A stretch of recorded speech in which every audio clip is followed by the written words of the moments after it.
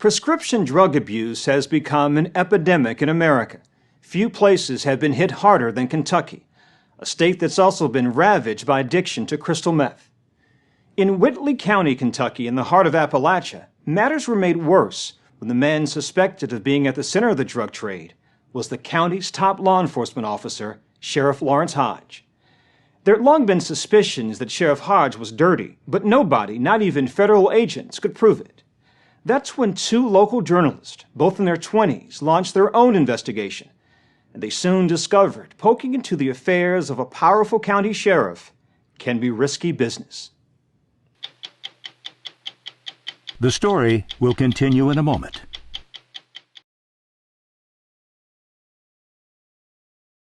You know, you're 20 years old, you're taking a shower one day and getting ready for class, and you get a call from a federal agent because there's a credible threat against your life. Everything about it's just so surreal, you know, you don't think a whole lot about it. Then later that night, you know, you start thinking, you're like, geez, somebody wants to kill me. That's a little odd. And it's the sheriff. The sheriff wants to kill you. This wasn't exactly how Adam Selfridge had pictured a career in journalism. Adam was born and raised in Whitley County. In 2009, he was a sophomore at the local college and needed a job. The county's daily newspaper, the Times-Tribune, had an opening, and soon Adam had his first assignment and dangerous enemies. Why did you feel compelled to buy a gun? You do have a credible threat against your life, and it seemed like a pretty reasonable thing to do. Samantha also purchased a gun at the same time. Samantha Swindler, then 27, was managing editor of the Times-Tribune and Adam's boss. We were reporting on people involved in the drug trade. And people who are all hopped up on oxys, I don't know what they're going to do. I thought if something happened, I'd go down with a fight. Samantha was exotic by Whitley County standards. Born in New Orleans, educated in Boston. She tangled with public officials as editor of a small newspaper in East Texas. She saw familiar signs in Whitley County. There are problems in this community with the good old boy system, corrupt politics, that kind of thing. It seems to me in many ways that this community's strength was also its weakness in some ways. This is a nice, polite place where people have polite conversation. People are very proud here, and it's a good thing, but it's also a bad thing in the way that it doesn't allow you to see the things that need change. Whitley County, Kentucky, population 35,000, is tucked in the state's southeast corner on the border with Tennessee. People here take pride in the natural beauty of Cumberland Falls and in historic Sanders Cafe, birthplace of Kentucky Fried Chicken. There is also poverty. The median income is $26,000. Drug addiction is rampant. Throughout the region, red signs identify homes once used as meth labs. And then there is prescription drug abuse. Oxycodone flows in so freely they call this stretch of I-75 the pill pipeline. In 2002, Lawrence Hodge was elected sheriff of Whitley County on the promise he'd clean it up. The sheriff's raid on one meth lab was covered by the local CBS affiliate. When I knocked on the door, the smell was already knocking me down. We're glad to shut it down. It put a dent in our drug problem here. But early in his tenure, there were rumors. Talk around the county, the sheriff had gone bad. From about 2004, he just went downhill and was corrupt, involved with drug dealers, taking payoffs, extorting money from defendants. Todd Tremaine, a special agent with the Bureau of Alcohol, Tobacco, and Firearms, says the FBI and state police tried building a case against Sheriff Hodge, but couldn't penetrate his inner circle of drug dealers, crooked politicians, and police officers. He was very insulated. What do you mean insulated? There was a lot of fear of what Lawrence might do if they cooperated with the federal agents or the state police. He was untouchable. Yes. Editor Samantha Swindler had heard similar stories and suspected Sheriff Hodge might have a weakness, a paper trail. So she checked the department's evidence log. There were months where nothing was checked in. I knew that this wasn't right because we had arrests every day in this area, particularly related to drugs. And when it's related to drugs, you know there's probably a gun, and it wasn't there. But to mount a serious investigation of the sheriff, Samantha needed help. Why would you hire a 20-year-old, his only journalism experience was working on his high school newspaper? Well, when you say it like that. Oh, it's true. Well, he was smart, and he knew about the community, and he cared about local government, My aunt overdosed, and the first question I had was, I wonder if she got her drugs from somebody that the sheriff was, protecting. Adam went to work, combing through years of case files. He noted arrests where drugs and weapons were seized by the sheriff's department and should have been logged. It was tedious and time-consuming. At that point, I was working up to like 70 hours a week. It was insane, and it wasn't healthy, but I was, just driven. I knew I was onto something, and I couldn't stop. What he was onto was a series of felony cases involving guns and drugs in which deals were cut and sentences mysteriously reduced. What's more, the defense attorney in each case was Sheriff Hodges' close friend, Ron Reynolds. One case involved this man, Rick Benson, a retired social worker. In May 2004, Sheriff Hodge and his men raided Benson's house. In addition to drugs, they found 17 guns. Benson had a previous felony conviction on drug and weapons charges, so was forbidden to own firearms. You knew that you'd go to prison. Probably for the rest of my life. Were you scared? Were you anxious? Yeah, I was terrified. Because? My world was over. During the raid on the house, Sheriff Hodge found Benson's bank statement. There was $600,000 in his checking account alone. Despite appearances, this self-described meth abuser was a millionaire, heir to a publishing fortune. The night of his arrest, Benson says Sheriff Hodge offered him a deal. If he cooperated, the sheriff would see that Benson was represented by his old friend, attorney Ron Reynolds. I'd heard of Ron. And his reputation was? He could get things fixed. He said, I'll guarantee you misdemeanors, no jail time, but you're going to have to move out of Kentucky. Did you think he was on the up and up? Well, no, if he was on the up and up, he wouldn't have been able to do that. How much was his fee? $150,000. $150,000 is a lot of money. The rest of your life in prison is a lot of time.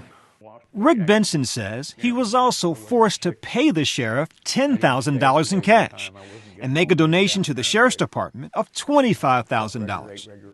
That's enough to make you say, okay, what's going on here? But then whenever you see the actual cashier's check in that file where he donated $25,000 to the sheriff's department as a condition of his plea agreement, that's crazy.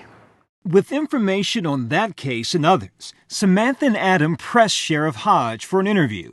He reluctantly agreed.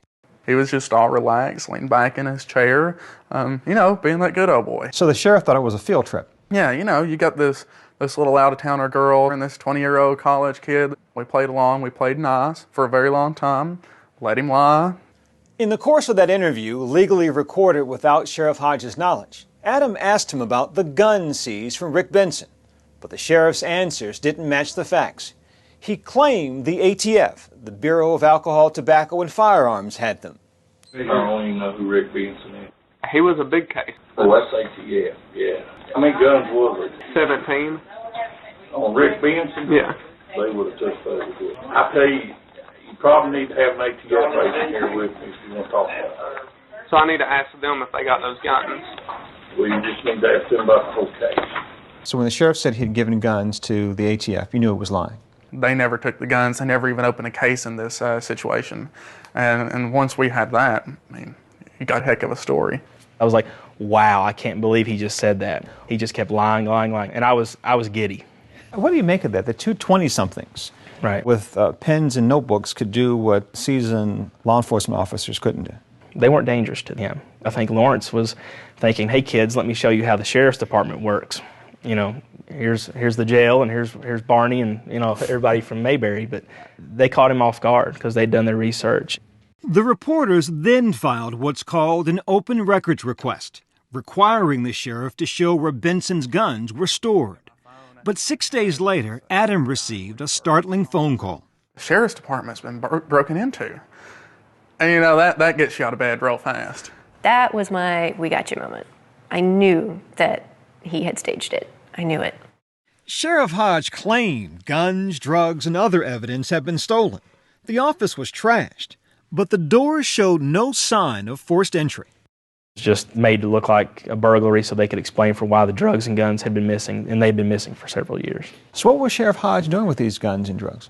Guns, gave them to political friends, sold them, traded them for oxycodone. He became a drug addict. Yes, he was a very serious drug addict. He had a bad addiction with prescription pain pills. Adam and Samantha's interview with the sheriff and the phony burglary gave law enforcement the break they needed. The man who once thought himself untouchable was now feeling the heat. Days later, an undercover officer recorded Sheriff Hodge threatening to kill Adam. He said, "I'm going to effing kill him." And the informant's like, "No, you're just mad." And he goes, "No, you don't understand. I'm going to kill him. I've already been by his house. I know where he lives." Despite the threat, the Times-Tribune continued to publish damaging allegations against the sheriff, and a state audit suggested he may have been stealing money from the department. He was just taking money and cashing it, and during convenient times like before a 3-day weekend or right before his wife's birthday.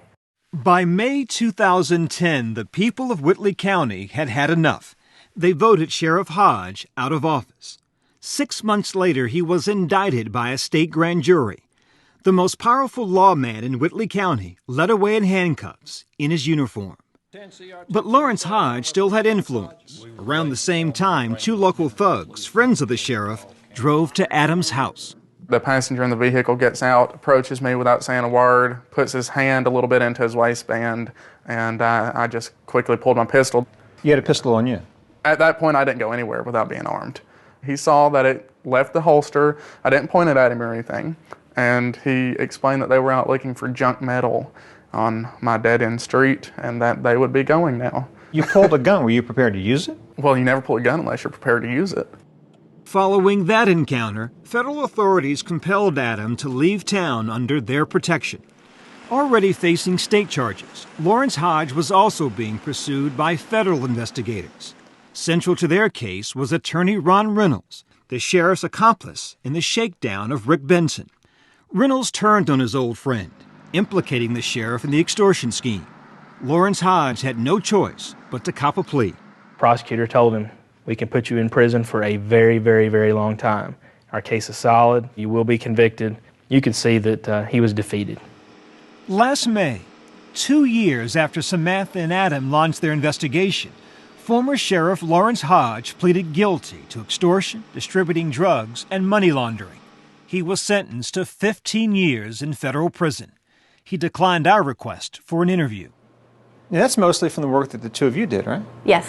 Samantha and Adam's reporting also led to the conviction of 15 of Lawrence Hodge's associates. Both journalists have since left the Times-Tribune. Samantha lives in Oregon, where she's editor and publisher of a small weekly. Adam, just a year out of college and unemployed, remains in Whitley County. What went through your mind when you saw Sheriff Hodge in handcuffs in his uniform? You know, a lot of people thought that I would be jumping for joy and, you know, all elated there that the sheriff got arrested. And it's really not. It's terrible that this happened. I hate to see it for my community. I hate to see that plastered all over the place. You know, Whitley County, synonymous now with a corrupt sheriff. I don't like that. I think the real story should be that a bunch of people here came together and, you know, cleaned it up.